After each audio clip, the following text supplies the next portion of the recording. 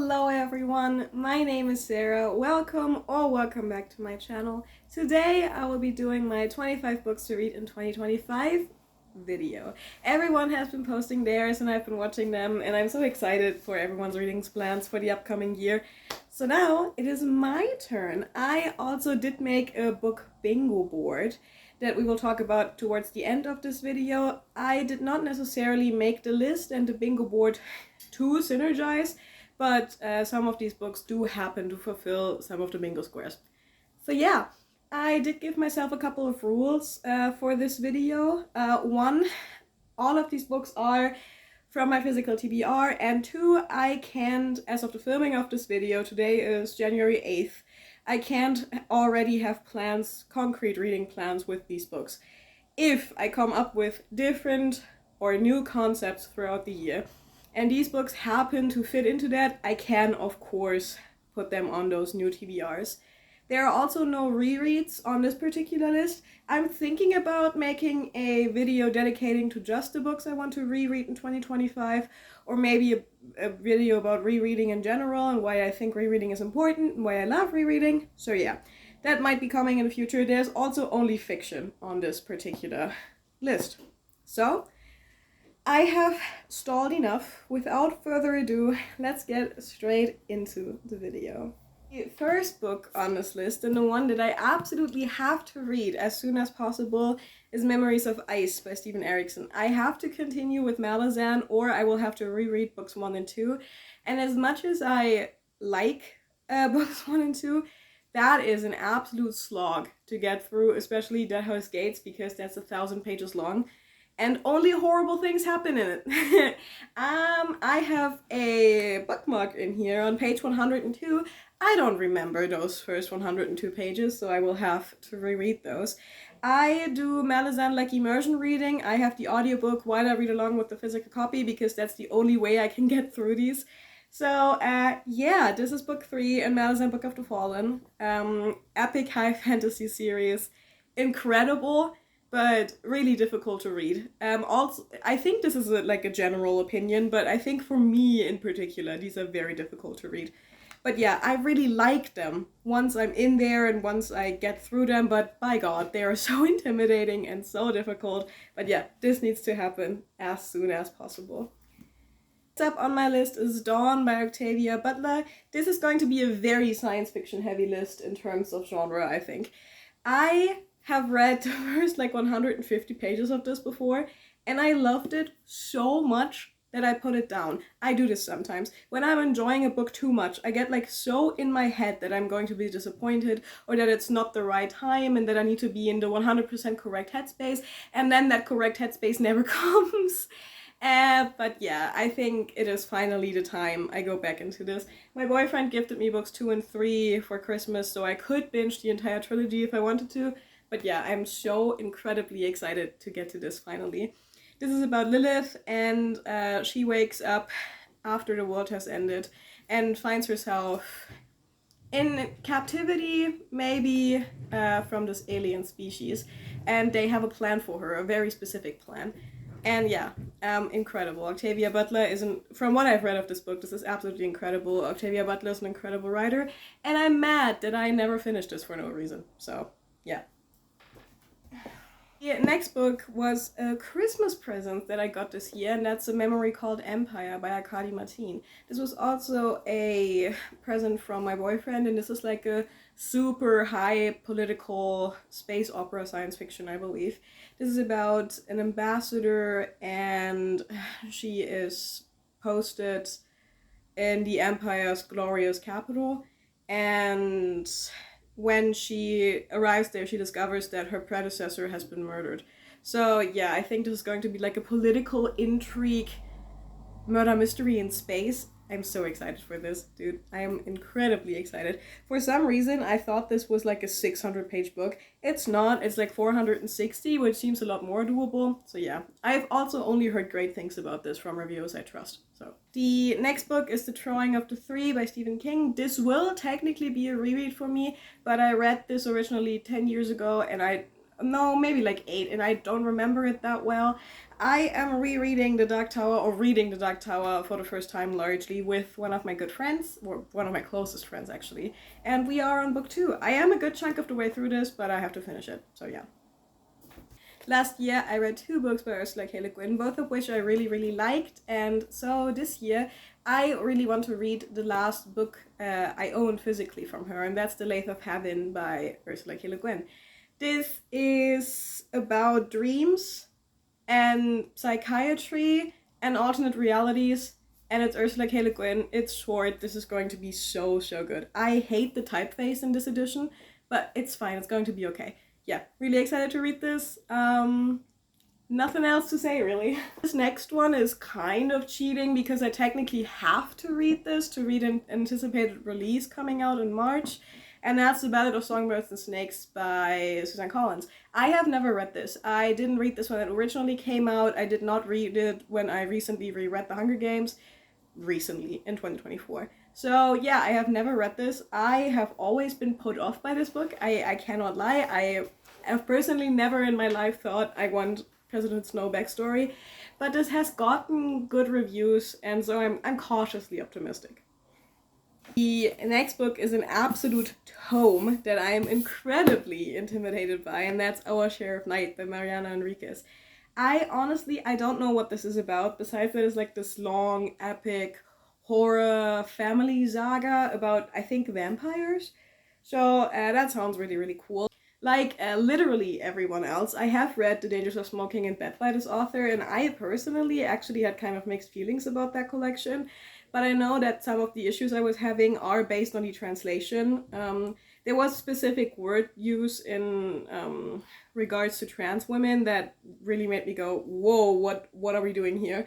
But apparently the Spanish word has a completely different connotation. Anyway, that's a tangent.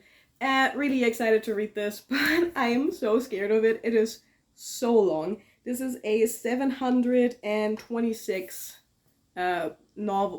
page novel. But again, I could get the audiobook and immersion read this, so yeah. Next book on the list. Oh, fun! The next book is one that I also find incredibly intimidating, and that's Nightcrawling by Lila Motley. I bought this in 2023, and I was incredibly excited for it at the time.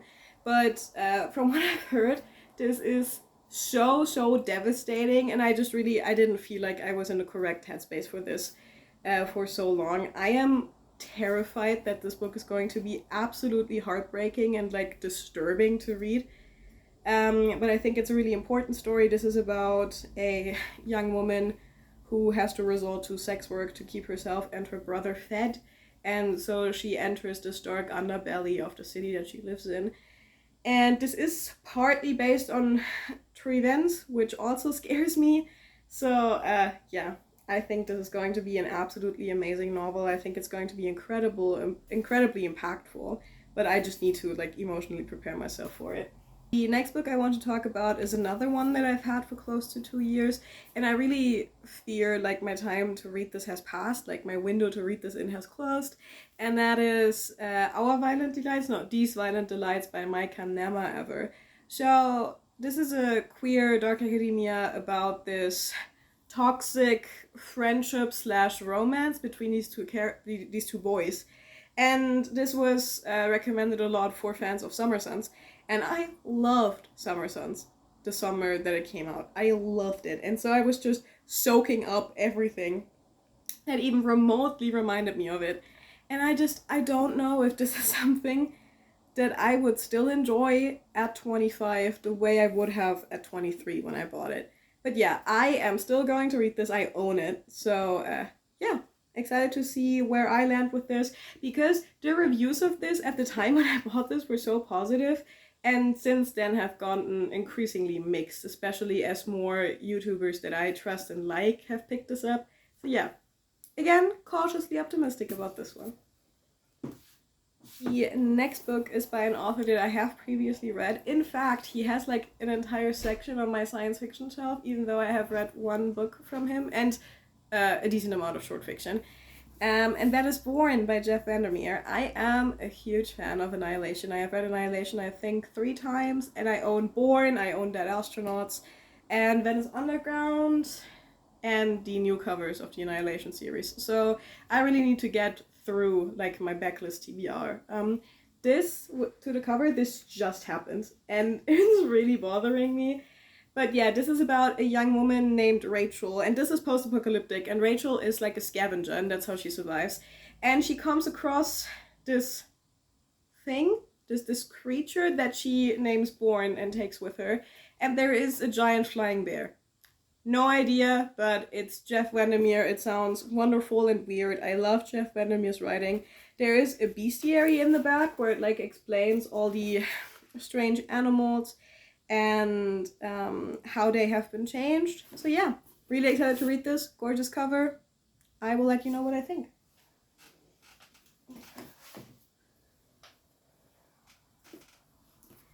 Oh, fun. This is another book that I've been meaning to get through for many, many years. And I had this on my Kindle actually, and I started it and I loved it so much that I asked for a physical copy for my birthday, maybe. So again, I have owned this for a year and never touched it again, and that is The Whispering Dark by Kelly Andrew. Again, I know that this has very mixed, leaning negative reviews, but I read a chunk of this and I loved it. So yeah, this is about Delaney. And Delaney is deaf, and because she is deaf, she is just confronted with a lot of ableism all the time, and she is accepted into this prestigious university that teaches their students to slip between parallel words, and soon weird things start happening, and one of her fellow classmates is found dead, or murdered, I believe. I know that her new book, Her Blood, My Bones, no, Your Blood, My Bones, which I want to read so bad because Reads with Rachel gave it such a glowing review, is a spin-off to this. So I have to get to this. One thing that is really putting me off about this particular paperback, the print in this is so small, and I do not understand why, because this is like a YA paperback. So yeah, but it's also almost 90 pages shorter than my ebook edition of this book. So yeah, excited to read this. I will let you know what I think. Oh, we have another big one. That is the Firefall duology by Peter Watts. This collects Blindside and whatever book 2 is called, please hold, Echopraxia. So this takes place in 2082 and first contact with aliens is established. Because 62,000 objects of unknown origin plunge into Earth's atmosphere. So, yeah. Oh, yeah, this is what really gets me about this book. The part of the synopsis that says, but from deep space, something whispers. Something out there talks, but not to us. Amazing. Amazing. I am so fucking excited to read this. The 2 individual books aren't actually that incredibly long. This bind up is just almost 800 pages, which scares me. I recently tried a chapter in this, and something that I would have never ever expected, the epigraph of this, of like the prologue, is a Ted Bundy quote. Okay, how was I ever expected to assume that this classic sci-fi book opens with a quote of a serial killer? Anyway, I was super intrigued by that, really excited to read this. From like the bit that I read, this is actually very readable, so yeah. Okay, so the next book I genuinely don't really know how to describe to you, and that is Lamp by Matt Hill. This is about grief and like plant-based horror. There's like mention of mold and moss in the synopsis, but the synopsis is really confusing in here. So yeah, I can't tell you too much about this, but I just love how this looks. I do love how it sounds, and I'm excited to read this. Again, I don't know what happened to my copy. It's like all messed up at the top. Anyway, excited to read this. we are going back to Sci-Fi, to an absolute classic that has been turned into a movie that I absolutely adore and have seen many, many times over the course of my life, and that is Jurassic Park by Michael Crichton. I don't think this book needs much introduction. There is a park that has living dinosaurs in it that have been cloned, and of course, things go wrong. The movie of this is so iconic. I love the movie. I have loved the movie since I was a child, and I'm honestly surprised at myself that I never got to this earlier. So yeah, cannot wait to read this. I heard that the book is a lot more brutal and bleak than the movie. So yeah, so excited to read this. Maybe I will make a video about this one, actually. Next up, we have All the White Spaces by Ellie Wilkes. This takes place right after the First World War, and the main character is a trans man, and he sneaks onto a boat into this Arctic expedition, and of course, once there, things go wrong. I got a good chunk of the way into this before, but there is no bookmark in this. I believe it was chapter 7, and I remember the portion that I read really, really well, so that's going to be fine. I put this down because it is incredibly long. This is a 500-page horror novel, and it is slow-paced, which I'm fine with, but at the time, I just wasn't in the mood. And I think I'm not a seasonal reader necessarily, but this is one that I feel like I will absolutely get more out of if I read it in the winter. So I have 2 months to get through this. Really excited, though. The next book is another one I don't really know how to describe because there is a lot going on. It's really long, and I think it spans like a good amount of time. And that is A Brief History of 7 Killings by Mullen James. I have been wanting to read this for so many years. I think this originally came like on my radar when it came out, which might have been like all the way back in 2014, yeah. But of course, when I was 14, I would have been way too young to really get anything out of this. So this is about the assassination attempt, or like the attack on Bob Marley, which he and his wife and his manager were injured. And this then kind of spirals into a novel about political unrest in Jamaica at the time. CIA is in this somehow. So yeah, again, I am intimidated by this because it's a period of history I don't know much about, but that's exactly why I should read this book, right? I think it's exactly something that I should educate myself on. So yeah, really, really excited to get to this. Very scared of it. The next book I've also been so excited to read for years, but I kept hearing online that this is a bad place to start with the author, and that is Beloved by Toni Morrison. I still hear that this is not a good place to start with her work, but this is the one I have, and I'm not going to buy a different book just so I can read this one. This is about a formerly enslaved woman who lives in Sweet Home, Kentucky, and she's trying to cope with the incredible trauma that she went through during slavery. And her house is also haunted by her dad's baby daughter named Beloved. So yeah, this sounds incredible. I have read Toni Morrison short fiction, so I'm not going into this having no idea what's going on. So yeah, I'm so excited. I am intimidated by it, but only because of what I've heard about it. And I think that cannot shouldn't influence my judgment on this. So yeah, really excited to read it. We are getting closer and closer to the end. The next book, I was also so excited when I bought it and then just never read for no reason, and that is The 7 Moons of Mali Almeida by Shinan Karunatilaka. Karunatilaka.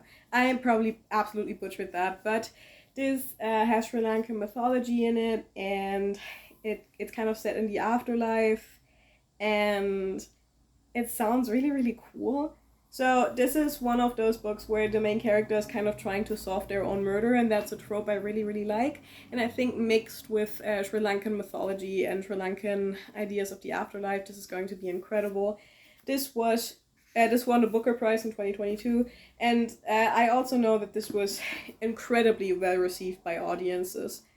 And yeah, super excited to read this. I love the cover. It is going to be great. I have so much trust in that book. The next book is also technically cheating because I do have a pretty good idea of when I'm reading this, but I'm not reading it for a video, so I'm putting it on this list. And that is Berlin by Bia Setten. This is a depressed woman in her 20s, wanders around Berlin and maybe loses her mind novel. I read the first paragraph of this so many times, and it says, I arrived in Berlin at the beginning of February. So I know exactly when I'm reading this, and that is early next month or late this month. So yeah, really excited to read this. I love the cover. I have heard mixed things about this, but a lot of people that I agree with really like this, so I'm reading it. Next book I have to talk to you about is also incredibly highly acclaimed and well beloved by audiences, and that is Near to the Wild Heart by Clarice Lispector. I don't know what this is about, besides the fact that the main character is named Joanna, and she is kind of this untamable young woman who might or might not be deemed insane by her surroundings.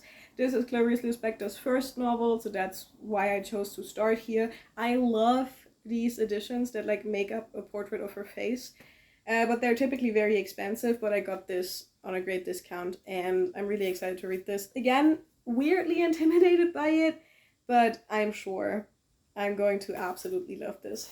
Next up, we have another huge kind of modern classic science fiction, and that is Seven Eves by Neil Stevenson. I think this is the one where the moon explodes. Yeah, I think so. And wait, I think the opening line. Yeah, the moon blew up without warning and for no apparent reason. So this is the one where the Earth's moon explodes. And we also follow the survivors of that catastrophe 5,000 years later. So yeah, sounds really good. Don't know why, based on that premise, it has to be 850 pages long, but it's going to be fine. This book is incredibly beloved. I have never heard a negative review of this in my life. So yeah, excited but intimidated like I am with all of these other books that I have talked to you about. The next one is the only short story collection I have on this list, and that is Wounds, 6 Stories from the Border of Hell by Nathan Ballygrud. Again, I have owned this for a while, and I bought this because I read The Visible Filth on my Kindle, and that story is so fucking good. I don't understand why people didn't like it, because the reviews on it are like middling to negative. I loved The Visible Filth, and I'm really excited to see what the rest of this collection has in store for me. So yeah, horror, short stories, going to be great.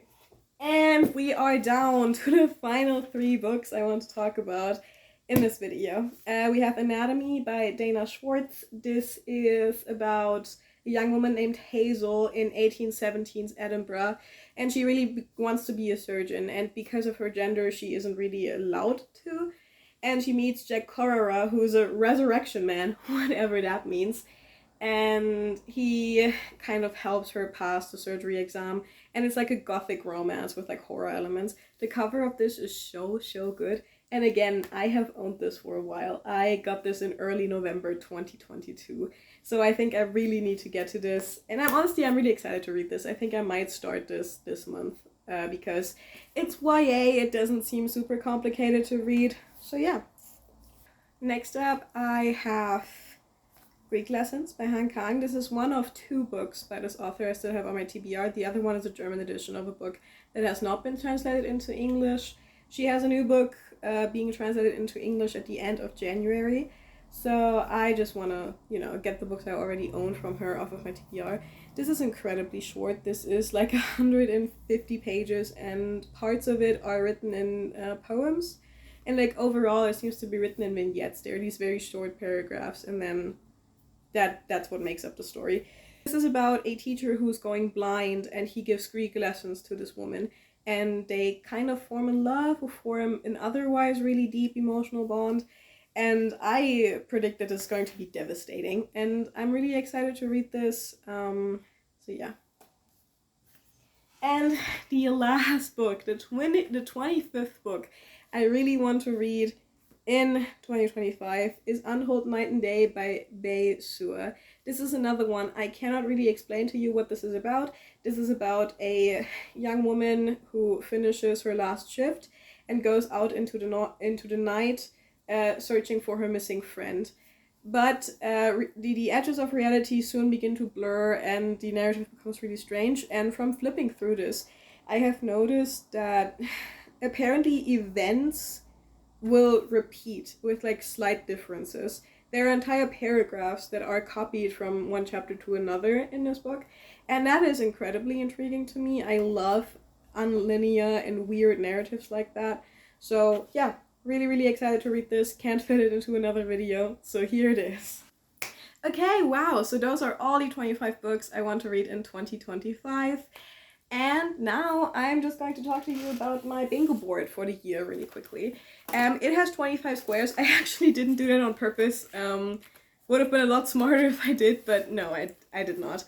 I have concrete plans for some of the squares, but for a lot of them I do not. So I'm just gonna go through it one by one and then show you the entire board.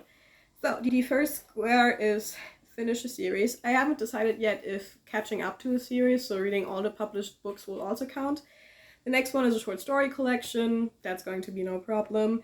Next one is a retelling, just retelling of any kind. Then a 2025 release. The next, which again, self-explanatory. The book I'm intimidated by, which as we have just learned, I have no shortage of books to pick from for that. The next line begins with a classic. I always have such good intentions to read classics and then I never do. I want to be a classics reader, I want to be a classics girly, but it just never happens for me. So I want to make an effort next year. Then has a film adaptation, again, self-explanatory. The next square is owned for 5+ years. Again, this will be a lot easier to complete than some of you might assume. Then the next square after that I think is really fun, and that is a book that has under 1,000 Goodreads ratings. So a book that not many people have heard of or have read, or at least have reviewed on Goodreads. The next square is a really, really scary one, and that is a non-fiction book with over 400 pages. I have options for this, that is not the problem, that's just a scary prospect. The next square is a 2024 release, so a release from last year I didn't get to, preferably one I own a physical copy of, which again, many books to choose from there. Then I have Modern Classic as a square, and then the central square, the square that the completion of this entire board will depend on, just says Malazan. So any of the Malazan books, most likely Memories of Ice, because that's how series work. The next square just says reread. I really want to prioritize rereading in 2025. I already reread more in 2024 than I did the year before that, and I really want to keep it like that. I love rereading. The next square after that is one that I really don't have a book for in mind, and that is set partly underwater. So I'm really excited to see what I come up with there. It's also very possible that I pick up a random book and then realize it's set partly underwater, and that will of course count for the bingo square.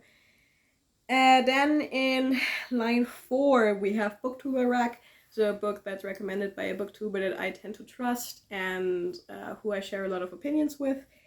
Then I have purchased within the last month, so if I were to do this in January, it would have to be a book that I purchased in December.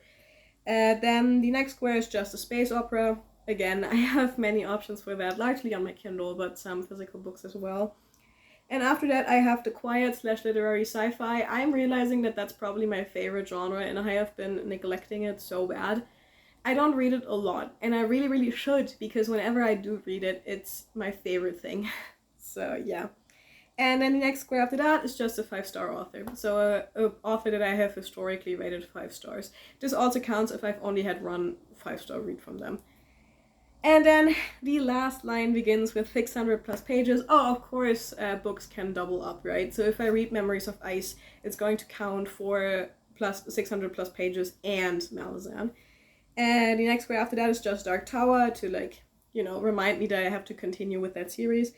Then I have the Raven Cycle. This is going to be a reread, but I want to make sure I do it, so I put an extra square for that.